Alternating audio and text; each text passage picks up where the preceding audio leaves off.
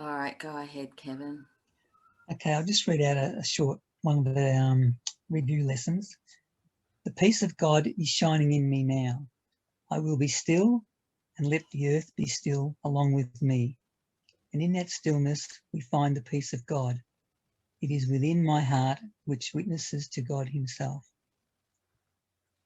So Lloyd, if you're happy to sort of tell us your entire life story. Wow, okay. There's no shortage of time. You want to take some time, so that's okay with us. Yeah, I'm really interested in people's going right back to their childhood, what sort of childhood they had. If you can do something like that, that'd be great. It's always interesting to me to see the background of people before you got onto maybe your spiritual journey and then into Course in Miracles, and from there. Well, I started my journey back in the 80s, and pretty much all in the New Age sector. And I was reading 3 or 4 books every week. I got really into reading, and I had never read in my life before that. But once I got into the New Age sector, I started reading just ferociously. Couldn't get enough of it. And then I ended up going to a school in the United States. It was called, had to do with enlightenment. And it was pretty much all New Age sector stuff. And I stayed in that school for about 10 years. I traveled back and forth from actually Ontario to Washington. And then I moved out to British Columbia, where I lived for 10 years. And I drove from Oliver, British Columbia, down to Yelm, down in Washington. And I had never really been involved in any kind of a spiritual search for that. It's my partner that I was with then, it showed me a couple of tapes of this channeler called Ramtha.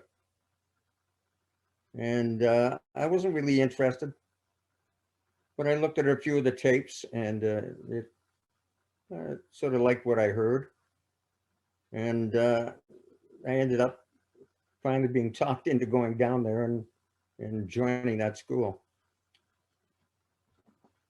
And I stuck at it for about 10 years. Again, really got into heavy meditation. I was meditating like sometimes 3 or 4 hours a day. And then through a series of events, there was something going on in that school that I wasn't really happy about. Because what was happening was that we were being told that we were to prepare for survival.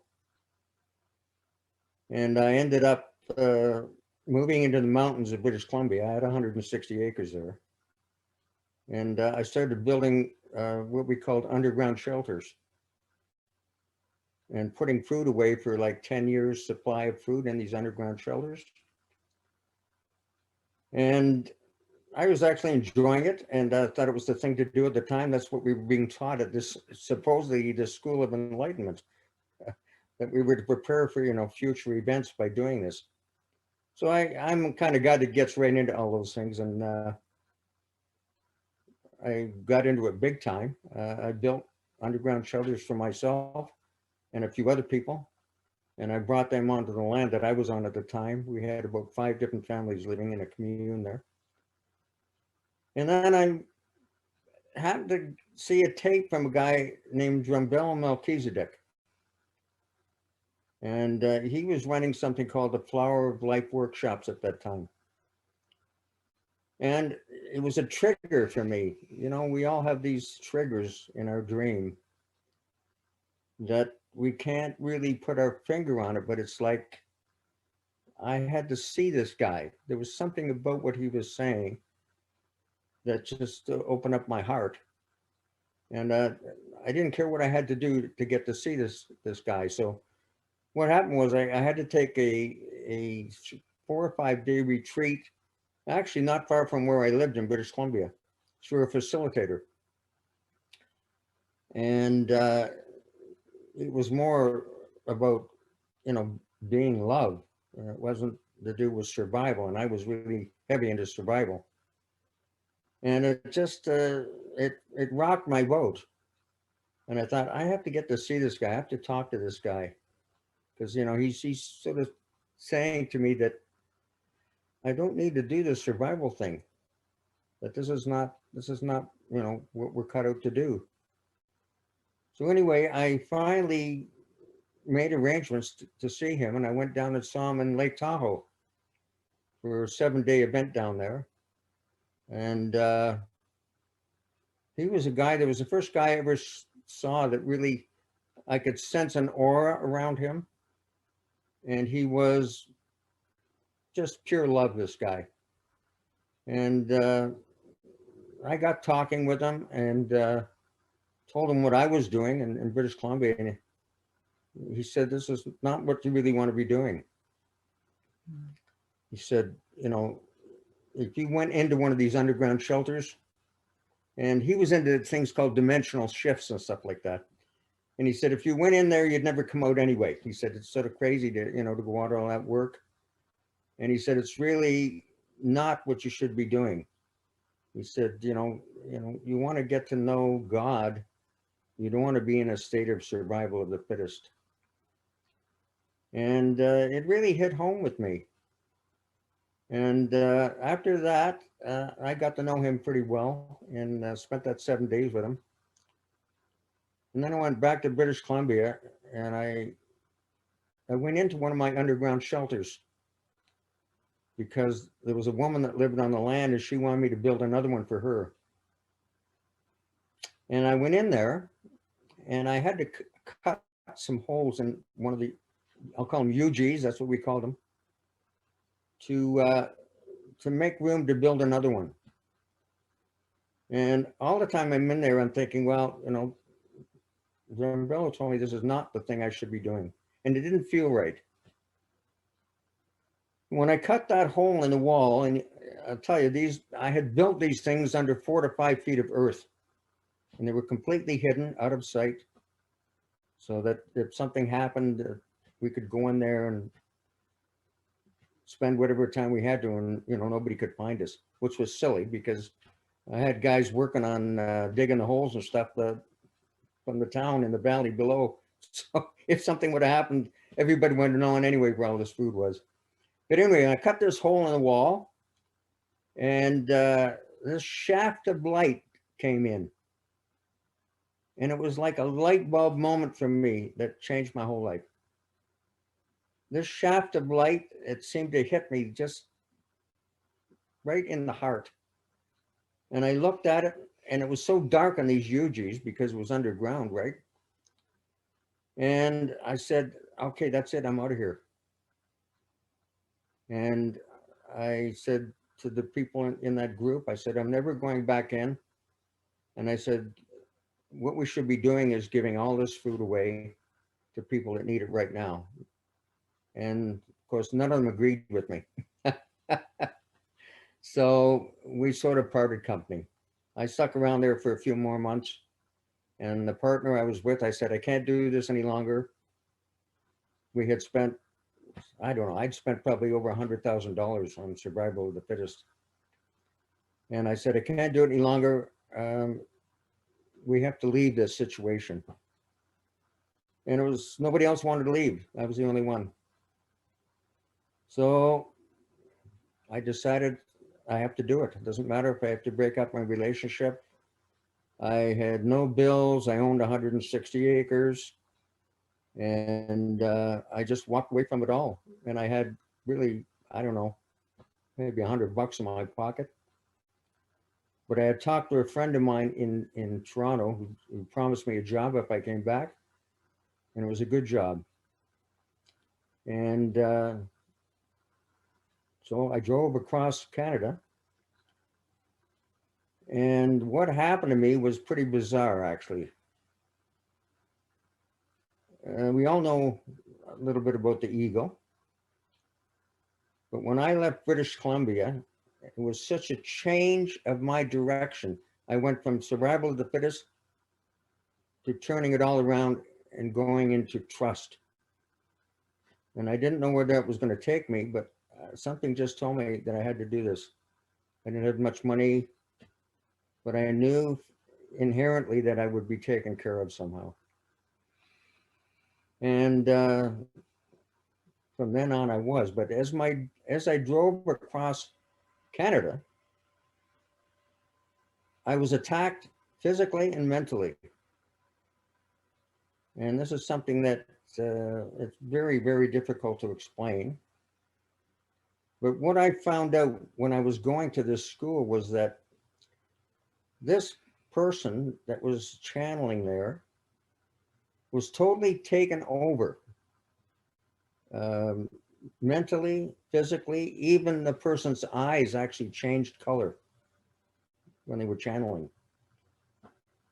And I found out later through Jesus or the Holy Spirit, whatever you want to call it, that this person was actually channeling the ego, because it was a duality thing. It was like there was some good stuff, some bad stuff, and a lot of stuff in between.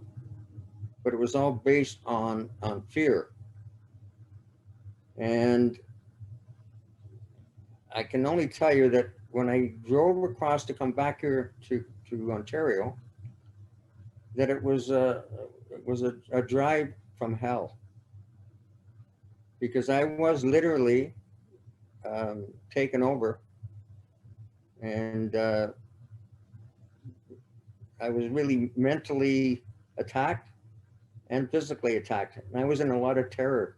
I couldn't wait to get back here, and I didn't know what it was, but what I thought it was at the time was that the God had caught up with me. And as you know, the Course in Miracles tells us that our greatest fear is the fear of God. And that's really why we're all here, is because we are in fear of God. And I would never have believed that. But when this stuff started to happen to me, I was in terror. I thought God has caught up to me, and all hell's going to break loose, and I don't know what's going to happen. So in the meantime, I had started A Course in Miracles. And A Course in Miracles, sort of, when I first read it, I didn't really twig to it at all. In fact, I actually hated it. And because the message that was giving me after doing all this New Age stuff was, I was used to, trying to balance body, mind, spirit. And then the Course came along, and it's telling me, no, there's no body. There's only mind and spirit. So it really threw me for a loop. And I ended up, after reading it for, I don't know, 3 or 4 months, I guess, I said, this is not for me. And I sort of threw it in a corner and said, I got to move on to something else. But anyway, I came back here, and all of a sudden I thought, I'm going to pick up that Course in Miracles again. And I picked it up, and it started to make total sense to me. And I started to have some amazing experiences, showing me that there was something else that I was not aware of that was going on here. And that was totally love, all I can say. I'd just like to share one experience with you that really turned my head. Just before I left a place called Rock Creek in British Columbia, and I'd already started the Course, I had this experience. I asked about control. Do we control anything here, kind of thing? And what happened was, I was sitting on the front deck reading Course in Miracles on a very clear day. The sky was totally blue, not a cloud in the sky, just gorgeous. And I looked up and I saw a cloud, a very dark cloud, but doing some very erratic movements. And it was like jerky movements sort of coming towards me. And I thought, wow, this is pretty unusual. And the cloud moved over a tree my little cabin looked down a valley, and on the other side there was all these big pine trees. So what happened was this cloud moved over the tree, and a big bolt of lightning shot out of the cloud. And startled me. I almost fell out of my chair. And the pine tree burst into flames. And I thought, wow, this is right in the middle of fire season. And we had no phones. I was living off the grid. I thought I'm gonna have to jump in my truck and get down to the valley and let them know that, you know, there was a potential for a forest fire. But before that happened, I see another cloud. And it's the same size, same shape. And it moves over the pine tree that's on fire and opens up, and it pours rain and puts the fire out. And now I'm thinking, I can't tell anybody about this because they're going to lock me up, right? But this is a true story. It actually happened. And then both clouds completely disappeared. And what it was showing me was that we don't control anything here. Everything is happening just the way it's supposed to happen. And that was sort of an opening for me to realize that I know nothing. So, you know, as I came back to Toronto here, I got into the course, and I did start to have many spiritual experiences. Stuff that you really can't talk about too much because people would lock you up. But they were beautiful experiences, and I knew they weren't of this world. And it certainly got me starting to think about trusting something that I couldn't see, I couldn't hear it, I couldn't smell it, couldn't taste it, but I knew it was there. And that started me on my journey, and I never stopped. You know, you start to trust in increments. It doesn't happen all at once. And I just did it gradually. I did the lessons. I've read the book, I don't know, 5 or 6 times already now. And what happened to me is that a friend of mine phoned me when I got back here and asked me if I'd ever heard of a book called The Disappearance of the Universe. And I said, no, I'd never heard of The Disappearance of the Universe.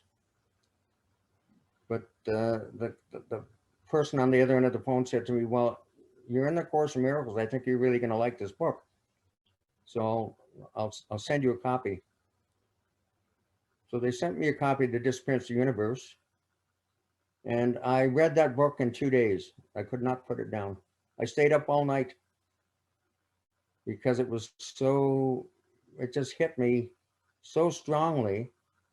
And I knew what it was saying was the absolute truth, because I had actually already experienced some of the stuff that was in The Disappearance of the Universe. So when I got back to the Course after reading The Disappearance of the Universe, the Course became very easy and simple. Before that, it was, you know, it was quite complicated, and, you know, you're struggling to understand what it's trying to tell you, and you get it in increments. But The Disappearance of the Universe just seemed to open my mind. It was what, you know, what I would call the Holy Spirit's alternative. And I started to understand exactly what the Course was saying, and just simply went on from there and trusted. And I mean, I could go on and on and on, but which he will go on and on and on. I could tell you all kinds of stories, but I'm going to tell you, the Course in Miracles is the fast track home. And in 2003, I'll just tell you this, in 2003, I was sitting on my couch, and I disappeared completely. And I went home to God. I had an experience of direct revelation. And really, there's no way of telling how long you're gone for, because there's no time in that situation. But once you've had that, it's like Gary Renard says, this world is like a piece of shit. And it's true. What happens when you have that experience is that you're downloaded with knowledge, and you get to know exactly what is going on here, in a sense, which is nothing. There's nothing going on here. Even the fact that we're having a Zoom session, it's all just part of the wake up procedure. It's all happening in the mind, because there's really nothing outside of the mind. And, as you relax into the course, you do get the experiences that show you that there is no world. And I've had literally hundreds of them, where I've been shown future events, and within sometimes hours, weeks, sometimes a couple of months, the event would take place just like I was shown. And the Holy Spirit would speak to me and say, I'm just showing you what's already taken place. This world was over long ago. And so that was not a problem for me anymore. After all those experiences, I realized what the Course is saying is the absolute truth. It says, the script is written, which means past tense. And everything that's happening, or is going to happen, or has happened, it's already happened, because it all happened at once. We think time goes in, past, present, future kind of thing. And the experience that you get through the Course is to show you that it's not so. Everything happened all at once. All our lives, and we've had thousands of them, and all of us have probably all been together before, because that's how it works. Usually groups of people, they've all interacted in many lifetimes, and you get to completely understand that, and you get so that nothing in this world can ever bother you again. That doesn't mean the ego gives up easy, because the ego made the body.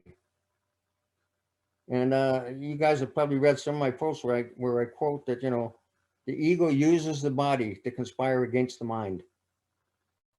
And it's a very important thing to understand, because we go through certain phases of waking up, and some of it is really not all hearts and flowers. And I know Kate can attest to that one. Because certain things start to happen to us that are not that pleasant. And it's just the ego retaliation. But we get through it, and we get stronger every time it happens.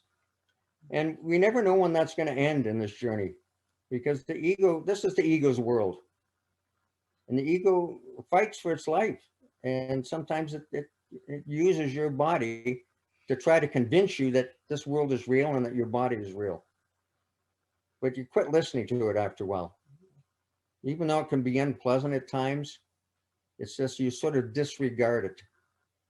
But it's part of everybody's journey.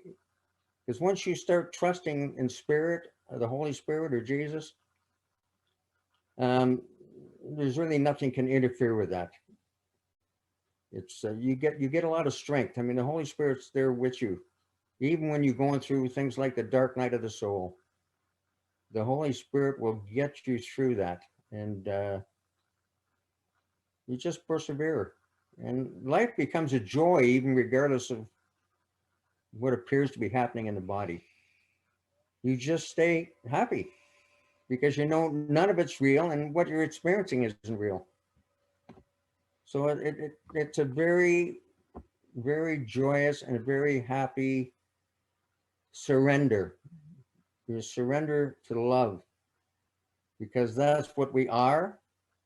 And we've never really left that state of mind. We just really had a bad dream. I call it a nightmare sometimes. And we literally fell asleep to our own reality.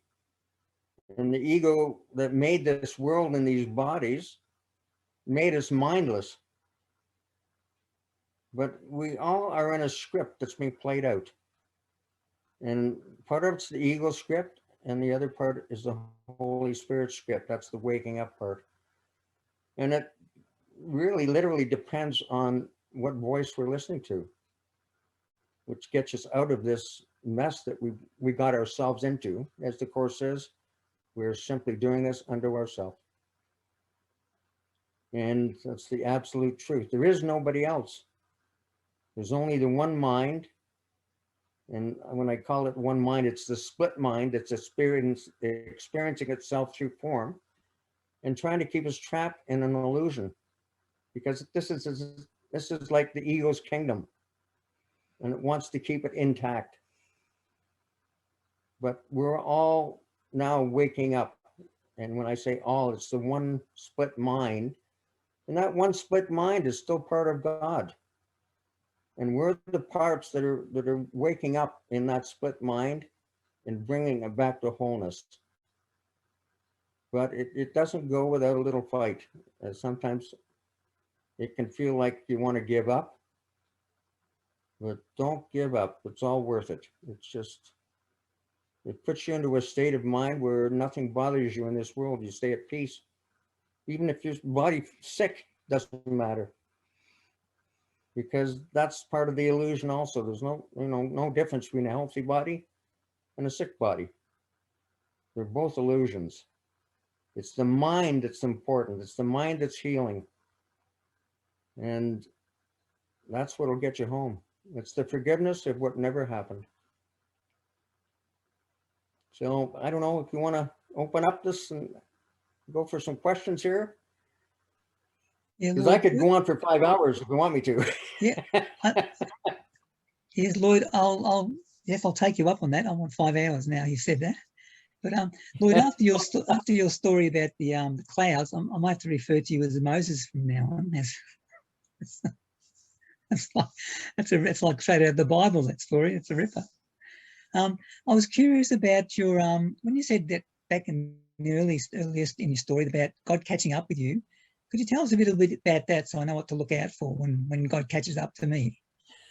Well, you're talking about when the ego catches up to you? Oh, you referred to something earlier on, and you said you thought that God had caught up with you, and you were going through physical and mental abuse. Oh, well, yes. It was really, the ego was putting the pressure on me, mentally and physically. And, I was sort of new at this business at that time. And so I thought in my mind that it was God, because, in truth, that's why we're all here. We're actually afraid of God. We're afraid of the light. And we don't realize that. We think, if people had said to me, "Oh, you're afraid of God," I would have said, "What, are you crazy?" Like, because it never crossed my mind that I would be afraid of God, right? But when the shit hits the fan, you start to think differently. Especially if you've had no mind training. And I had very little mind training at that time. And I seriously thought that, okay, God has caught me. There was some things in my life that I wasn't too happy about what I'd done. And I figured, okay, I'm in for it now. This is the judgment day kind of thing. Yeah. Goes through your mind. And it set up a lot of terror. And thank God that, I had started the course. And I had an inkling, about the Holy Spirit or Jesus. And Jesus did take my hand. He worked with me. And he got me out of the terror and showed me that, that I wasn't guilty of anything. And that I was loved by God. And there was nothing for me to worry about. I mean, that didn't happen overnight. It's a process, right? But I'm just saying, we don't think we're afraid of God. But in truth, we are, because the ego convinced us that God was out to get us, because we figured we usurped the power of God, which is impossible. But we believed the ego, and that's what got us into this world. We were trying to escape, the guilt, or we're trying to usurp the power of God. And we listened to that story, and of course, that's why we're all here, and that's why we're all waking up now and realizing it was a false story, because the ego was a false amigo. The The ego's not your friend. It literally wants to kill you, which it can't do. So, you know, go Is ahead. it okay to? Yeah.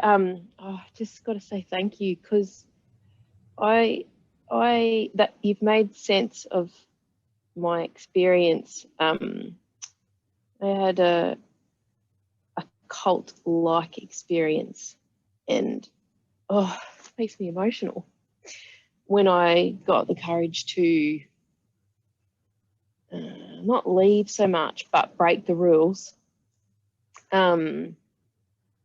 which were, I know, ego rules, but it was 3 months of utter terror. And that what you said about fear of, like, God had caught up with me, that now I understand what that was. Thank you. And I was seeing a therapist at the time who told me about the course, and I had it, and I thought, what the fuck am I supposed to do with this ginormous book?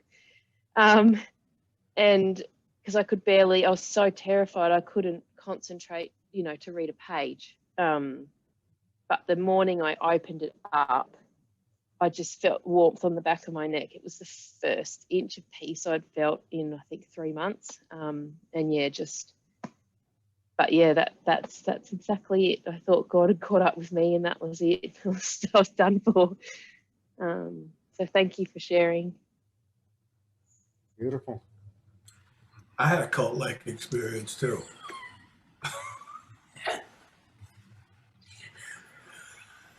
I guess the ego is a cult, right? It's the ultimate cult.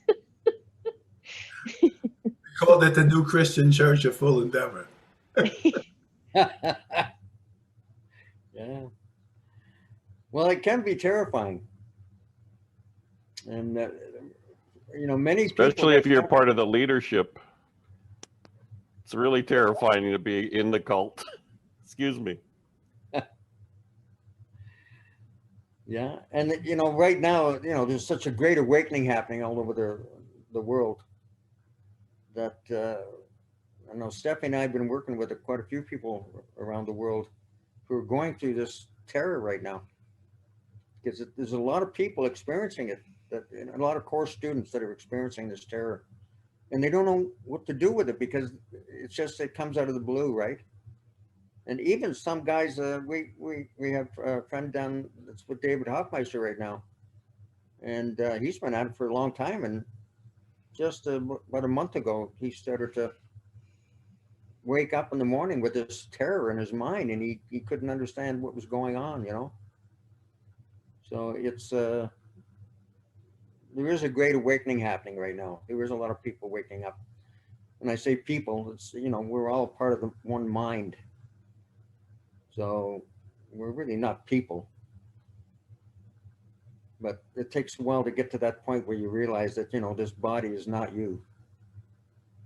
Lloyd, honey, Yes. do you think this terror has anything to do with the fear mongering about this,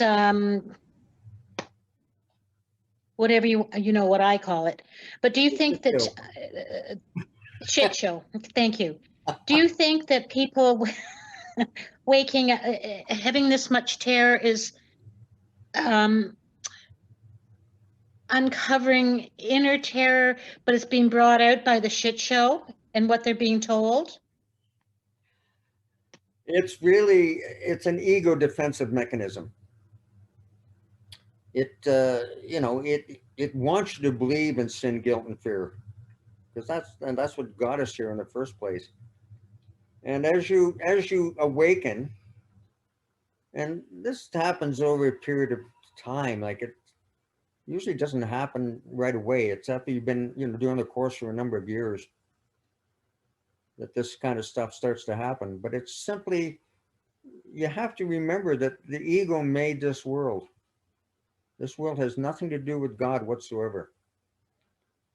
The ego made consciousness. The ego peopled the world.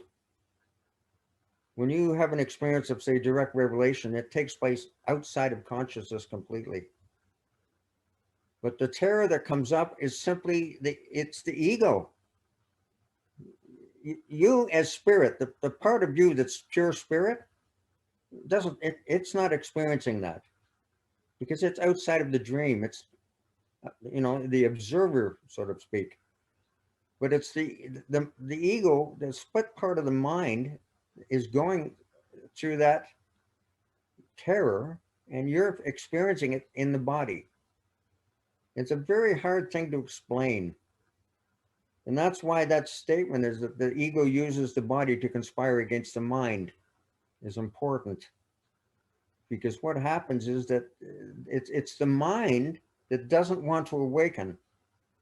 And it's trying to ground you in the body that it made. And so it brings up all kinds of stuff. It can bring up physical stuff, it can bring up mental stuff. And you eventually become totally immune to it. But it is part of the procedure, and it's not to scare anybody, because one thing that the Course teaches you is that do not be afraid of the ego.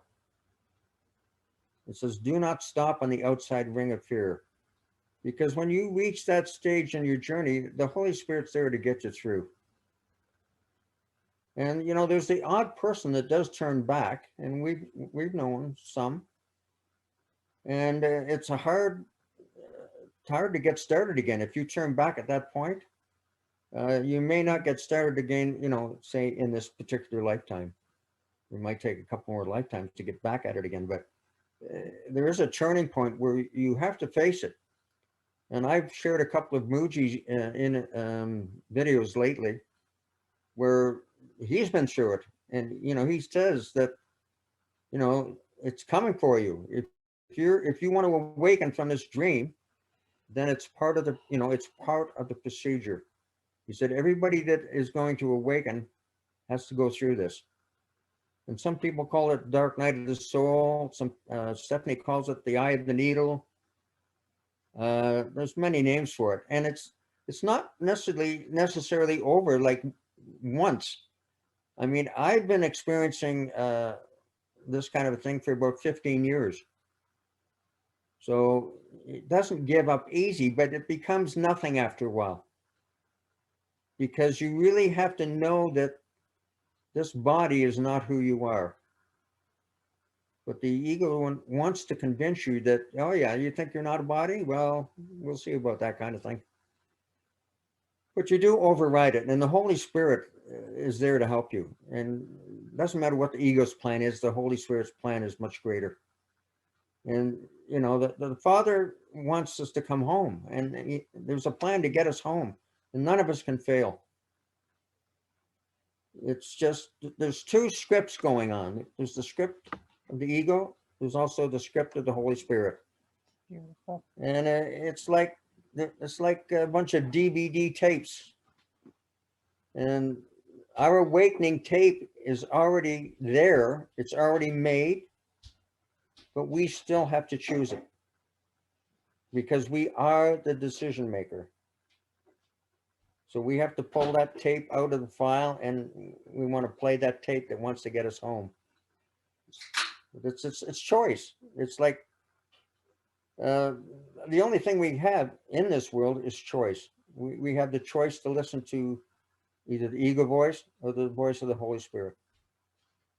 And some people say we have free will. Not really. There's no such thing as free will in a dream. Because you have to remember, if the Course is saying the script is written, that's past tense. It means that we're watching a movie that's already in the can. Now, it's a multiple choice movie. People get upset thinking, well, it can't be cut in stone. Well, it's not cut in stone because it's based on the decisions you're making right at this very moment. You make a decision to turn left, there's a DVD waiting for you to go along with that left-hand turn. If you go right, there's another DVD waiting for you to be played out. In other words, it's totally millions and millions of tapes of every possible scenario that could be played out in a world of separation. And the Holy Spirit's in the back of your mind teaching you how to look at it and forgive it. And that's how we heal the mind is we have to go through a forgiveness process that heals our mind of all these ego videotapes that we've been watching for thousands of years, and saying, no, watch this tape with me, and I'm going to show you that none of it's real. Nothing here can hurt you. You're safe at home. You've never left your father. All those little messages we're getting from the Holy Spirit.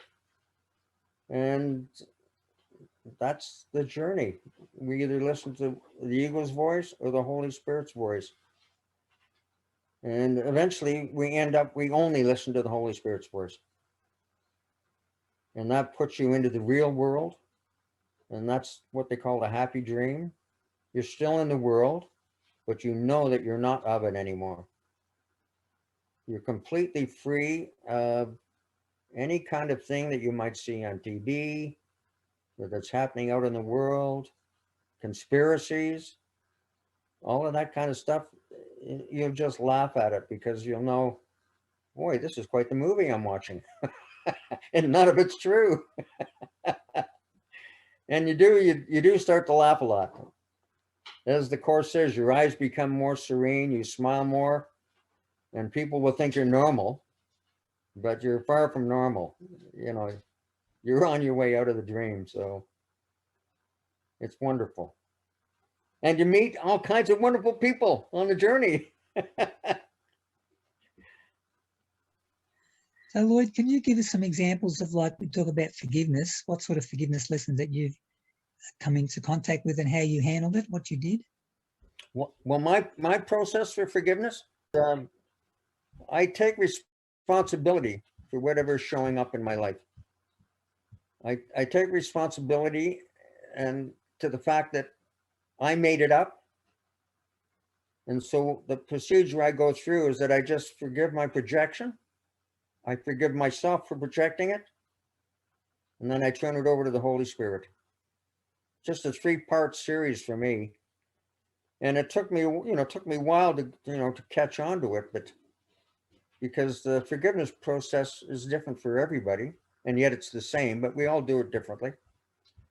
And what turned me around was a number of years ago, I was driving my school bus one day, and a guy jumped out in front of my school bus and started yelling, screaming at me, said that I was speeding and I should slow down on his street, that there were kids living there, as if I didn't know I was delivering them.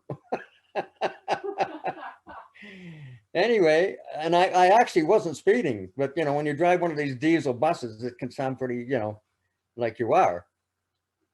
Anyway, I got down to where I turned the bus around, and as I was driving back, this guy was, hopping around, and I stopped. And I said to myself, shit, this guy is acting out for me. I put him here in the dream, and he's doing and saying exactly what I asked him to do. And it was just so surreal to me that this is what was happening. And that changed my life immensely, because I realized I had to take responsibility for what was happening. That, this wasn't happening to me, this was happening by me. And so I stopped, I spoke to the guy, and I said, just to appease him, I just said, not a problem, don't worry about it. If I was speeding, I'll I went down that street every night. I said, you don't have to worry about it anymore, I'll just take it easy, right? And I forgave the whole situation in my mind. And the next day I drove down that street at the same speed, and the guy was out there saying, hi, have a nice day. So it works. The forgiveness procedure works.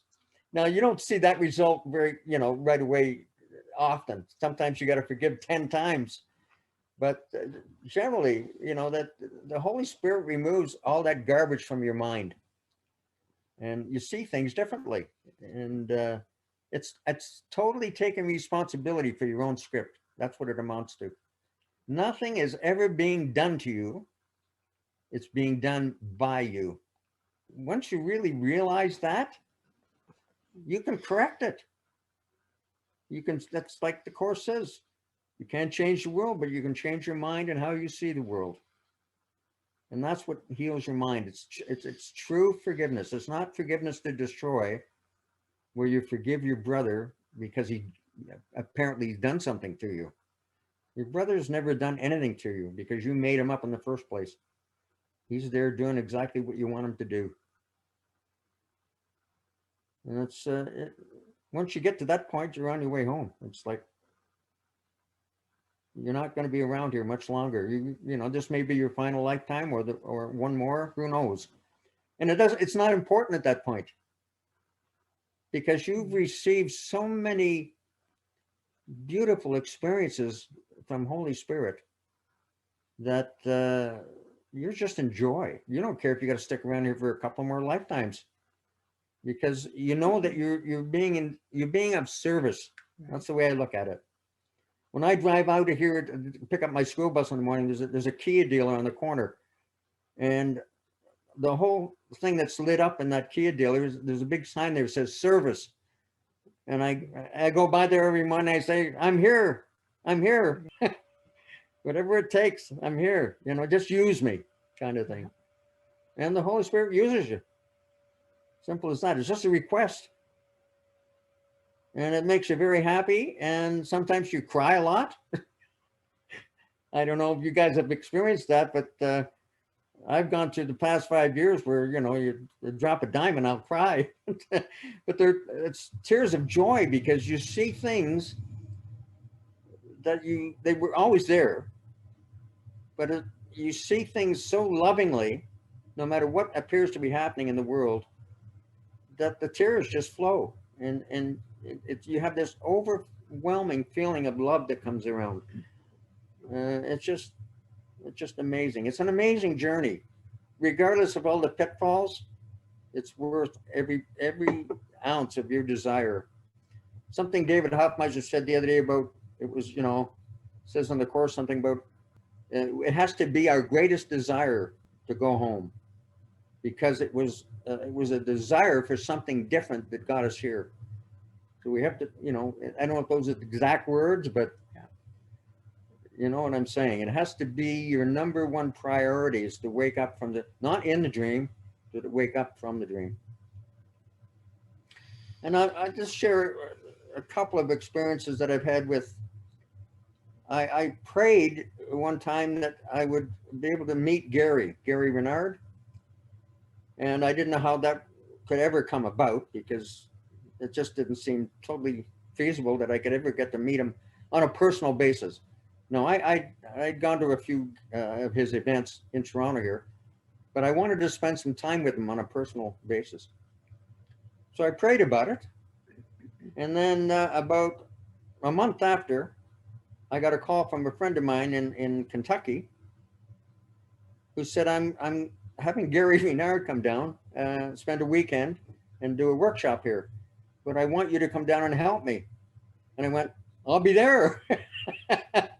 So I ended up picking Gary up at the airport, and I spent hours and hours with him on a personal basis, and found out that him and I had many of the same experiences.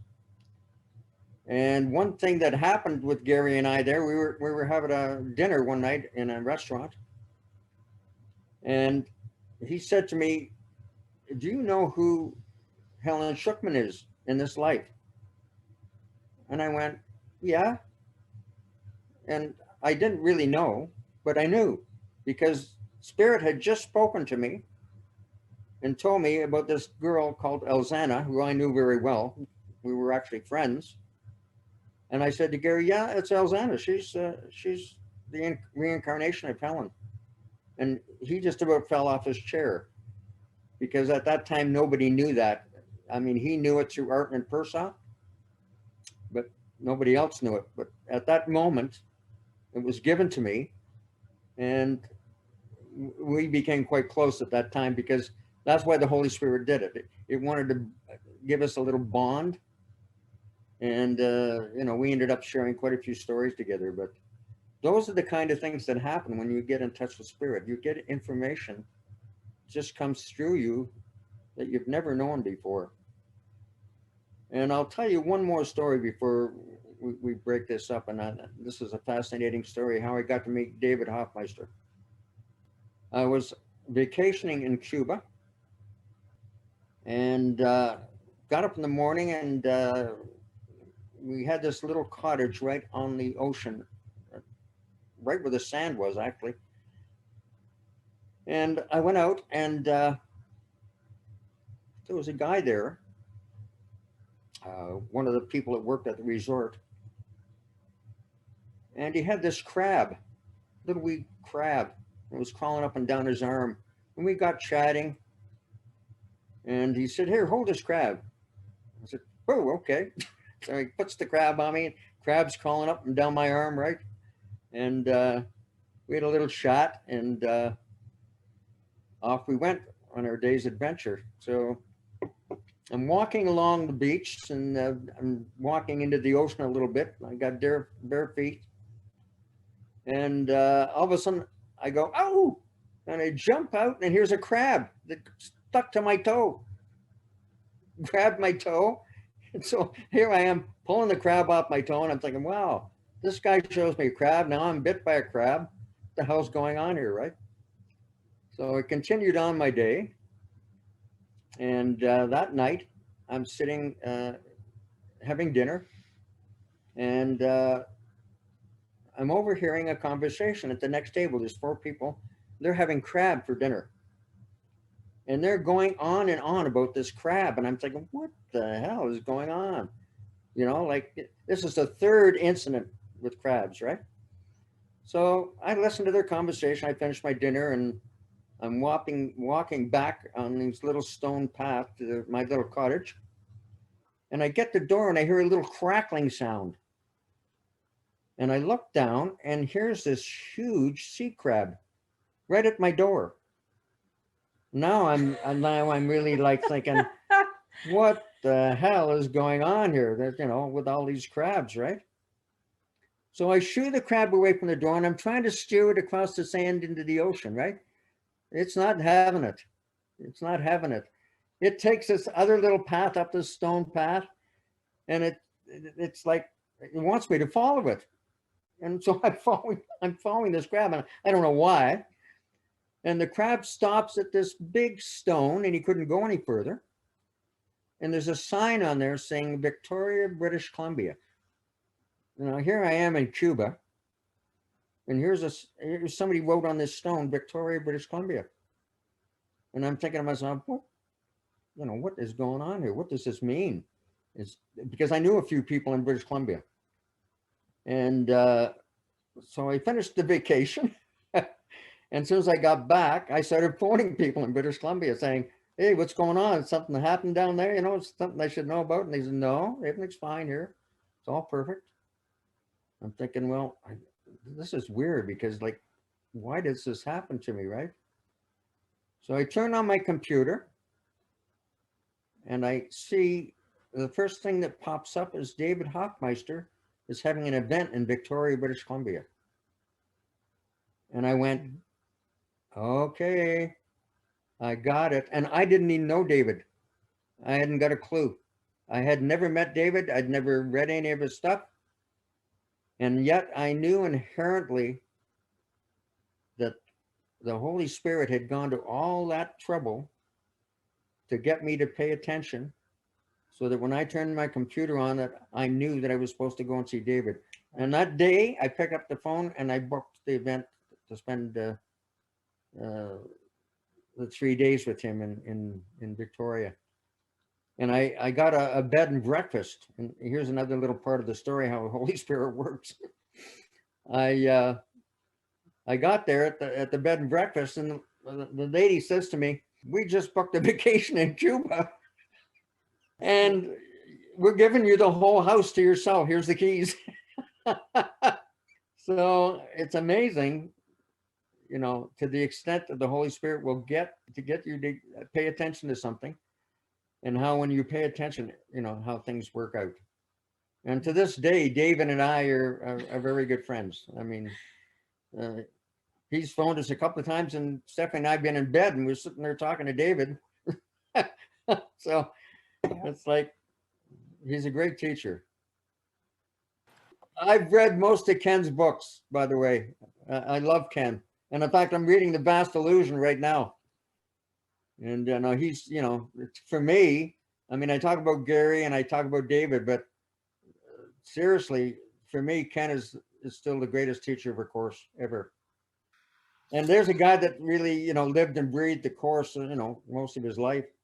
And it was an honor to meet him. And he's just an amazing person to meet, because he was love. That's all you could see in that guy when you were with him, was that he treated everybody just like himself, just like the course says, and he did it. He was marvelous. Just a beautiful part of the mind. Well, we all have our own stories, because we're all on an individual curriculum, and we all have had mystical experiences, and but it's all from the same source. It's just so lovely when we all gather together like this. It's just it's the one, the split mind all coming back together again to the wholeness of God, and it's such a beautiful thing.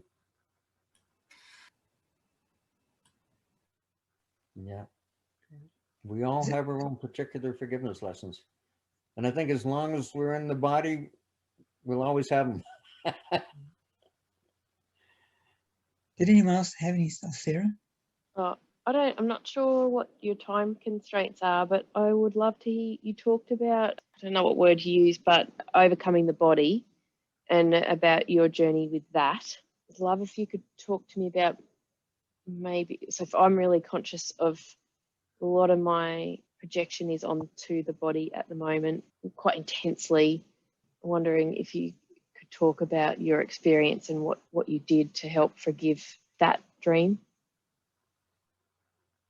To forgive the part where the body's acting up, kind of thing? Is that what you're saying? No, like the projection onto the body. I mean, I guess it all ultimately is coming back to that projected guilt and hatred.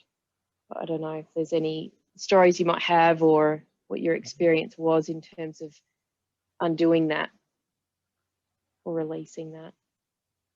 You have to get strong, I'll say that. You have to remember that it's really not you that's going through this. It appears that it is you that's going through it, but it's really not. You are this perfect spirit of God, and nothing can harm you in any way. But what's happening is the ego is using this projection to try and keep you from going home, in a sense. And it's not the real you that's going through this. It's the ego's projection that's actually going through it. It's the ego that's afraid. The ego was the part that split off, and now, what we're all trying to do is to not listen to it any longer.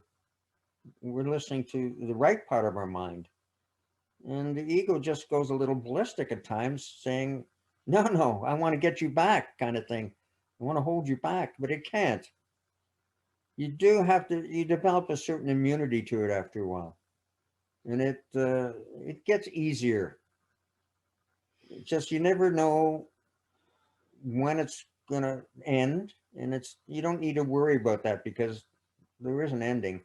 It's like I think in the Disappearance Universe, it said something about, just when you think the ego script should be over, it's not necessarily over. Because I've gone through that myself. I'm thinking, oh my God, when is this part of the script going to end, kind of thing. But it's just, you become strong. That's all I can say to you, is that your mind becomes strong. It's not you that's really becoming strong. It's the right part of your mind that's getting healed, and it's becoming strong, and it can see you through all of this kind of stuff. I mean, it can take us down to some depths of hell sometimes. I don't know if you know Mark Palmer, for instance. I was just talking to him in the last couple of days, and he went through a pretty rough time too, and actually gave up on the course for a little while. He wasn't ready. He said to me, I wasn't ready to awaken completely. And now, you know, he's back and doing, it's fantastic. But it comes in little spurts. Just stay with it and trust. That's the number one criteria. When Stephanie and I got together here, she was told by Spirit that we got together to develop perfect trust, and that we've been together in many lifetimes, some of them good, some of them bad. And this is sort of the culmination of all those lifetimes when we finally got together, and we're going home together. And I really feel that this could be our last life, or maybe one other. We don't know, but we know we're on the way for sure. So, is this a good one or a bad one then? this is the good one. Yeah. This is the holy one. Even though there's really no such thing as a holy relationship, is individuals. I mean, our holy relationship is with the world. That's what the holy relationship is. When we start to see everybody as the Christ of God, that's the holy relationship. And that's, both Stephanie and I see only that. We see only the Christ of God. And that's a huge shift in perception. As David Hoffmeister says, all we have is a perceptual problem. And, once you change your perception, as the Course is going to, takes you to the point where it says you will have true perception, then the world becomes quite beautiful, because you overlook it, you forgive it. That's why it says you must look out on a forgiven world. You see the innocence everywhere, because it says innocence cannot be partial, it must be whole. And that's the absolute truth. You can't hold one person outside that circle of innocence, because if you do, you're outside the circle, because there is only one of us. This is fairly new endeavor for me, by the way. I've only been interviewed, I think, one or twice before this. So this is a whole new venture for me. And Stephanie heard a little message the other day from Spirit that, things were going to ramp up for me. Maybe this is one of them.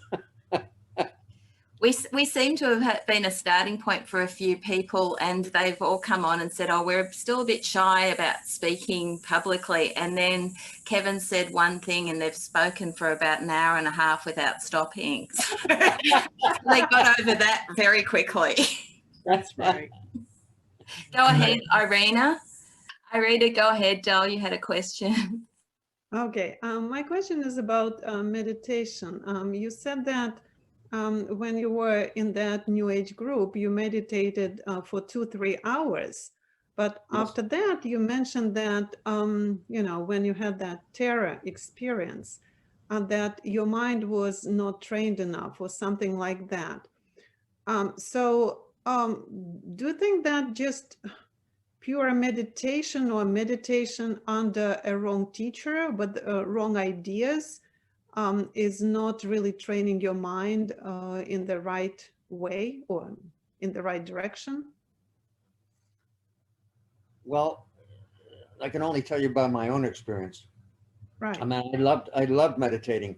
I mean, I could get into a state of mind where I completely disappeared, really. I would meditate, and I would think, well, I'm going to meditate for 20 minutes, half an hour, and I'd come out of it and I'd been gone for like 3 hours. So I really got deep into it. The Course teaches you that meditation is really not necessary. Like long hours of meditation are not necessary. That doesn't mean you can't spend a few minutes in the morning and at night with God, but it's not necessary to meditate for 2 or 3 hours a day. It's just, I loved it so much, and it was a new experience for me at the time. And through my own personal experience, and I can only share that with you, is that when I started to catch on to the ego, And I really understood completely, not philosophically, but really understood that there was only one split mind appearing here as many. The ego ramped up with me, and every time I would try to meditate, it literally physically attacked me. Mm. Now, that doesn't happen to everybody. I'm just telling you my own story. And it's still to this day, I can't meditate like I used to. And it's not necessary for me to, because Jesus speaks to me verbally now. I get messages, right, you know, just like you and I talking. Not all the time. Jesus still speaks to me through symbols most of the time, because they're less confusing, because the ego can be very confusing. The ego can actually sound just like the Holy Spirit. But as far as getting back to your question about meditating, it's a beautiful thing. If you can meditate and go deep, that's when you know you can start to hear that quiet voice, because you get quiet. And people don't always like my explanation of this, but I'm going to tell you how it is for me. If you realize that the ego made the body, it lays dormant for a long time. It doesn't want you to know that it's around, in a sense. But because I caught onto it in a big way, maybe even caught onto it before I was supposed to. I don't know how that works, but it was like I woke up very quickly, and it realized that I was onto it, and it just showed up for me in the physical. And it made me uncomfortable when I tried to meditate for a long period of time. Now I still meditate, but it'll be like for 10 minutes in the morning, sometimes 10 minutes at night, or I simply, when I go to bed, I just turn myself over to the spirit when I go to bed.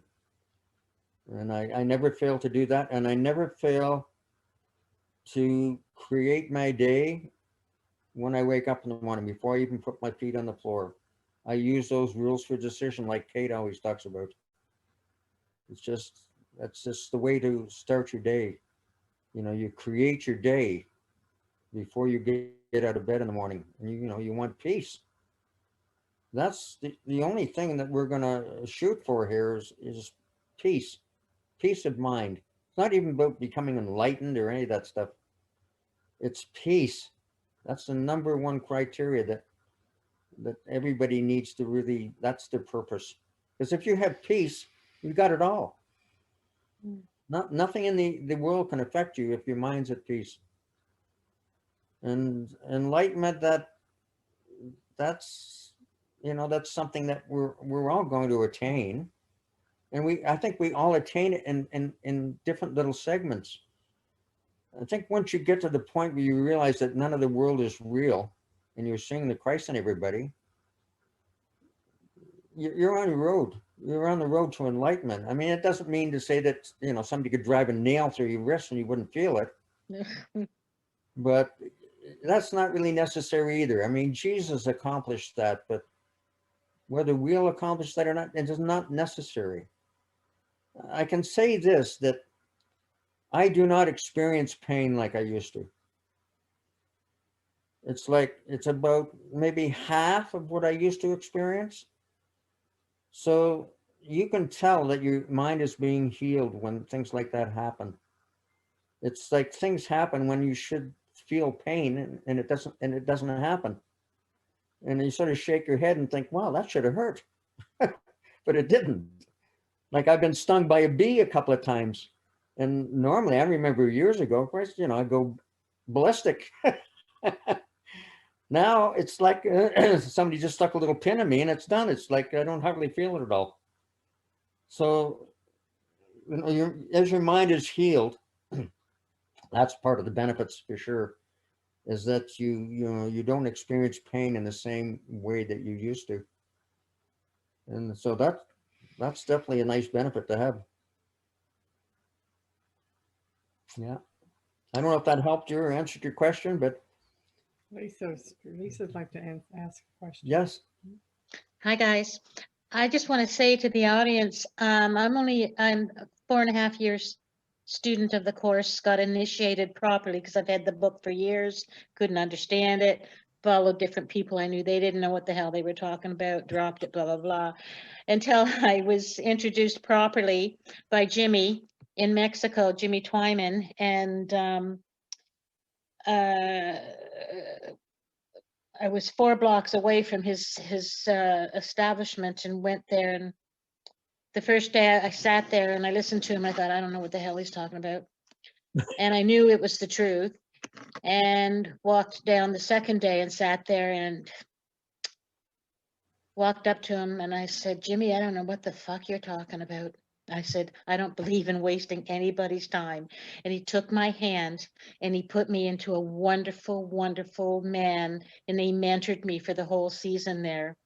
And then I thought, oh my God, I've got this wonderful, wonderful Course of Miracles, and I'm going back to my really small village in Northern Ontario, Canada, and I'm not going to have anybody to relate to.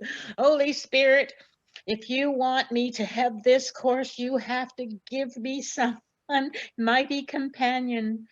And the next year I went down, met Linda, and she's 30 minutes away from me, and Linda brought in Steffi and Lloyd. And I'll tell you, I've been under their mentorship now for, my timeline is not good, at least a year. And they are nothing but uncompromising with this course. Nothing but uncompromising. And I can't even tell you how grateful I am to have uncompromising mentorship. Are you going to make me cry?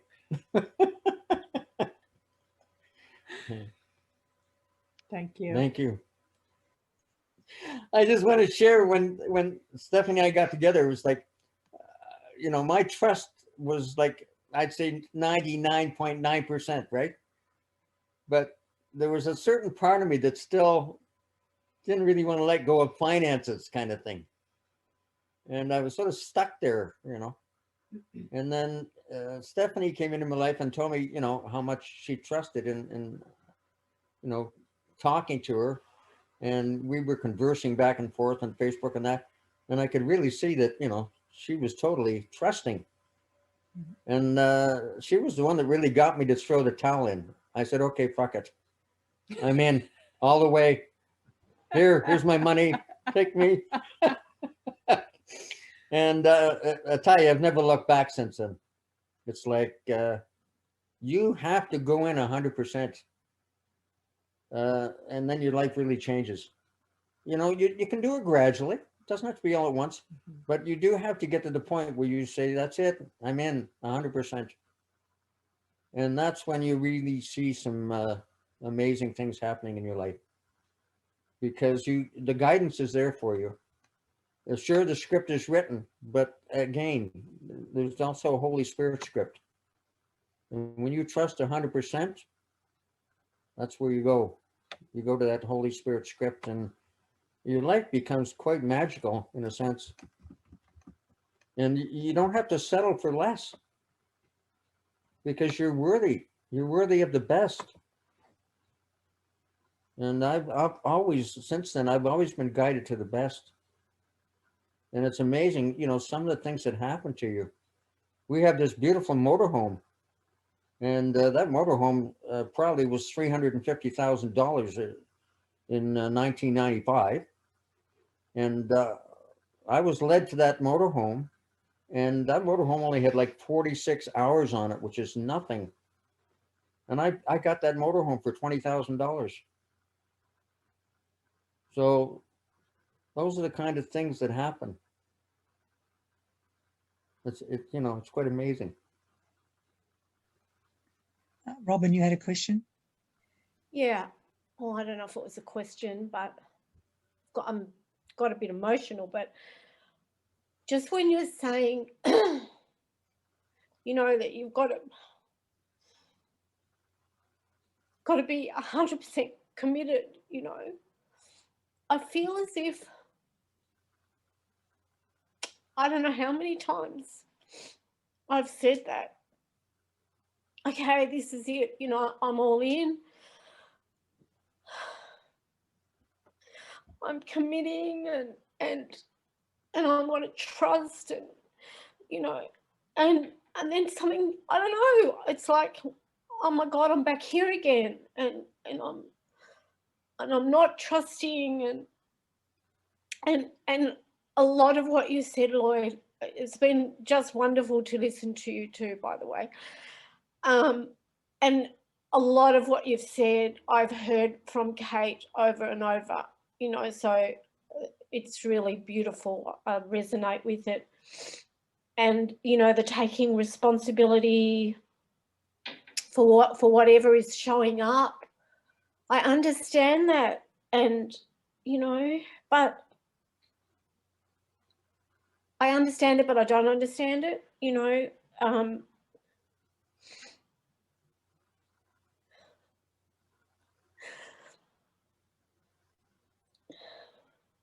Realizing that nothing is being done to me, it's being done by me. And yet, I don't know. And you saying, you know, you've got to be strong. And I, you know, there's been a couple of sessions with Kate too, where she's kind of said to us all, you know, come across as, stop, you know, it's like, stop mucking around, you know, do it, you know, get big, you know, stop. I know you're saying in one way, you're saying it's okay to do it gradually, but I think I've, you know, sort of, I'm sorry, this is not coming out really smoothly and that, but I know I do need to be strong, and I feel like, oh, you know, nothing's ever going wrong. It's okay, you know, because then I start beating myself up that I'm not doing the lessons properly. Oh my God, I haven't been reading the text, and la la la la la, and so I think, well, I'm not being strong. You know, I'm being too weak at this, and I don't know.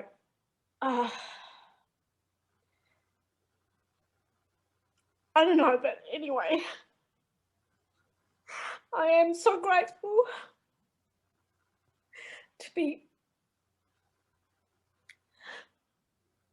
That's here beautiful. listening to you all, and I'm not giving up, that's for sure. I'm just going to keep coming back and keep listening. Thank you. That's What were you beautiful. going to say, Lloyd? It's a process, and don't get down on yourself. We've all been there. Yeah. It just takes a lot of mind training. You know, we're raised with a completely opposite thinking than what the Course is. I mean, the Course is turning us on our heads, so to speak, and it changes our mind completely to, you know, our normal way of being. So it is a process, and it's not an easy process sometimes. But don't ever feel guilty that you're not doing enough or not reading enough. It's just, that's the ego. I know.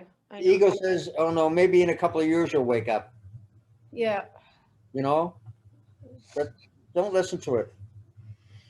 You can't get it wrong because there's a plan to get you home. Right. Yeah. And know that that plan is going to work. That's all you got to know. Don't worry about anything else. But, you know, we can delay. Yeah. But, by you know, we get choosing to the a wrong, point. by choosing the wrong DVD. Is that what you mean? Yeah. Yes. I like that analogy. Yeah. Yes. It's like if you, whenever you judge, just think of this. Whenever you're judging, what are you doing? You're making the world real. Yeah. And that's really what we have to really get to understand, is every time I judge, I'm making the world real.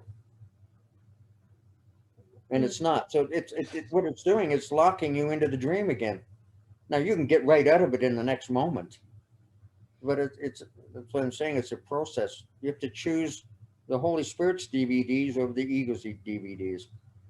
It's like they can't get caught up in politics and all that kind of stuff. Even this coronavirus it's a forgiveness lesson.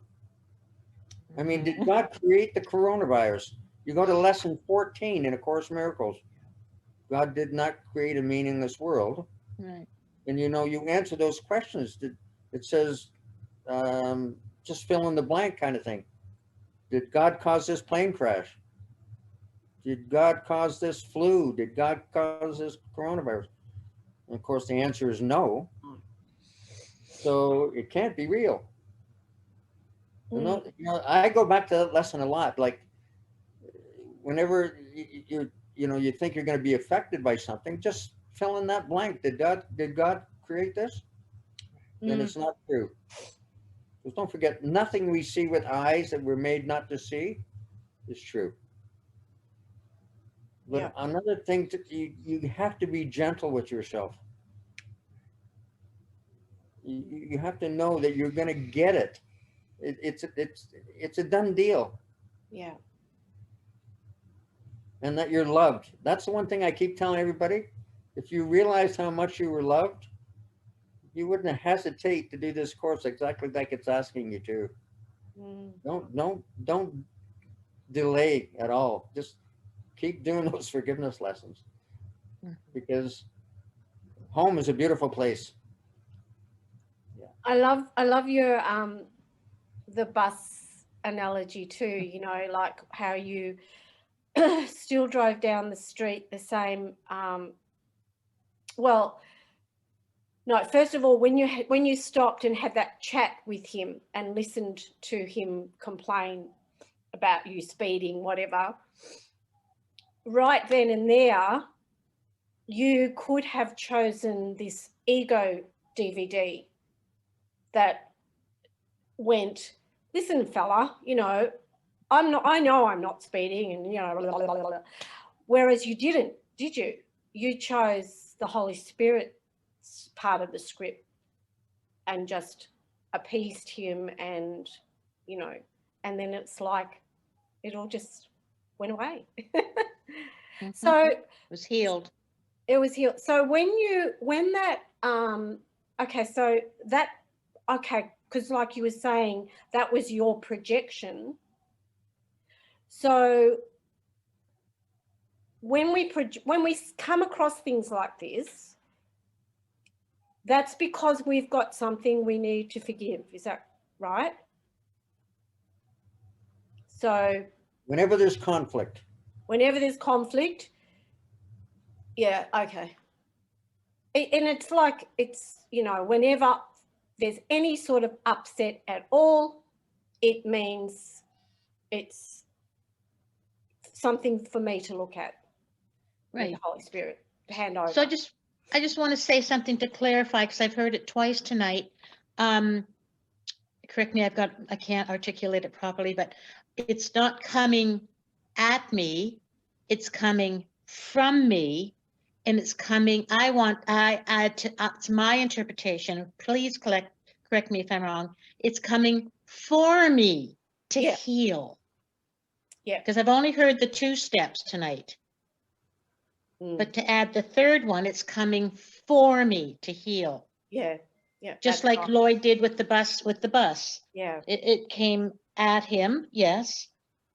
From him, yes. But for him to heal. I just wanted to say that. It's been on my mind. Perfect. I'll That's shut up now. That's really the gift that the whole world. You're forgiving it. Yes. You're forgiving your own projection. So it's happening for you. For me, To yes. bring up that forgiveness process. Absolutely. Everything is happening for us, even though sometimes it appears that it's not.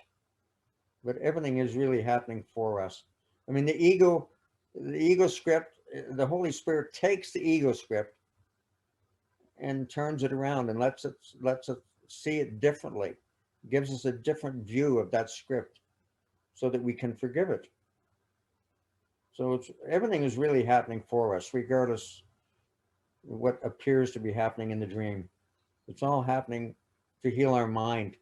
when we see it from the right mind. If we don't, you know, what is that? What's the line in the Course says about trials are but lessons, right? Presented once again, that we can make a better choice. We made a faulty choice before. Now we Yeah, can because we Can made you- a faulty choice Could you before. repeat that, please, Lloyd? Sorry, I missed that. Go ahead. Well, I think the quote is something like, trials are but lessons presented to us once again, where before we made a faulty choice, now we choose differently. Yeah. Because we keep getting the same lessons over and over until we get them.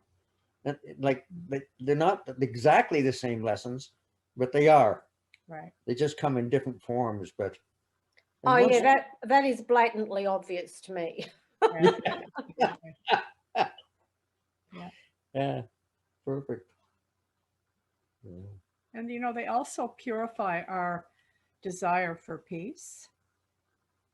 Every time we repeat a lesson, our desire for peace becomes that much purer. And so that's what, you know, when Lloyd said everything is working together for the good, that's really what it means. And you know, the one thing the Course says over and over, forgiveness is our only function. And it emphasizes only. We have no other function. So that's a biggie. Yeah, it's our only purpose. The only purpose in this world is forgiveness, so that we can leave this world. As Jesus said, be a passerby. Get out of Dodge before the shooting starts.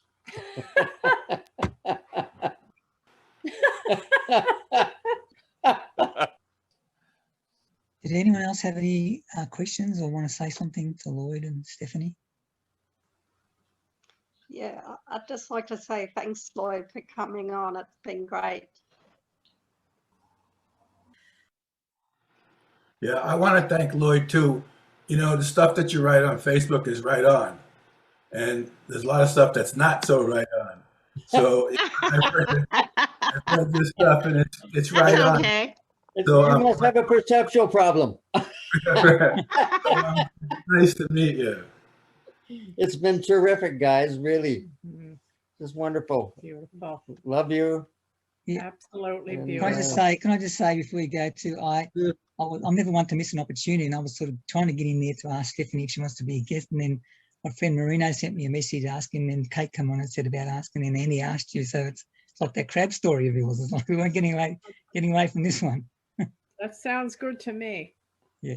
Thank Hey, you. Lloyd, this is Clive. I hesitate to tell you this on perhaps that you're going to start another parade of crabs in your direction, but I grew up in Victoria, British Columbia. Wow. Really? Yes, sir. So, I spent 10 years I lived in Oliver, British Columbia, which is in the South Okanagan. I know it. Yes, sir. I live in Phoenix now, but I grew up in Victoria. So, and secondly, to most of you, as I was invited to this, I had this one brief thought fly through. Am I going to have to be in bed to do this next weekend? And when the Zoom came up, the first person I see is Sarah, and I go, oh God, I am going to have to be in bed. So that was a great moment. Thank you, Sarah. Well, if you had waited another half an hour, we would have been in bed. Yes. Yes. That seems to be how it works more and more. I'm in bed. I do a lot of Zooms from bed. Me too, and Excellent. it's morning over here, so it's a nice place to be on a Sunday morning. Excellent. Well, you know, they say the question these days is, when do I change from my morning pajamas to my afternoon pajamas? What a joy. I just want to say, like, I experienced so much love here tonight. Yes. I thought we were all going to have a big crying session there at one point. Is that because of me? The whole thing, it just felt really profoundly healing. It was beautiful. Thank you. I loved it, Lloyd. Yeah, really, really great. It is. It's just really wonderful hearing everyone. Mm-hmm. I'm really grateful for everyone that's been coming on. It's just really beautiful. Amazing. And for everyone that turns up, I'm really grateful for the speakers, but it's lovely when we all join together.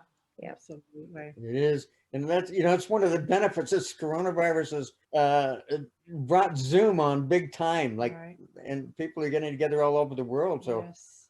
it's a great thing. It's really about the joining. It's really about coming Yes. together. It's really about, you know, like minds with shared purpose coming together. And the chit chat is fine, but it's the energy of the joining that really makes all the difference, because that's really what love is. It is, truly. It's Yeah. the love. Yeah. Yeah, You can feel it. you can. Comes right through the screen. Thanks, guys. Thanks, thank guys. you. Thank It's been you. absolutely Love you wonderful. all. Thank you all. It's been See a you next blast. Saturday. And it'll be this time, Annie? Yes, same bat time, same bat channel. All right. Holy cookout, Batwoman. Bye-bye. Bye.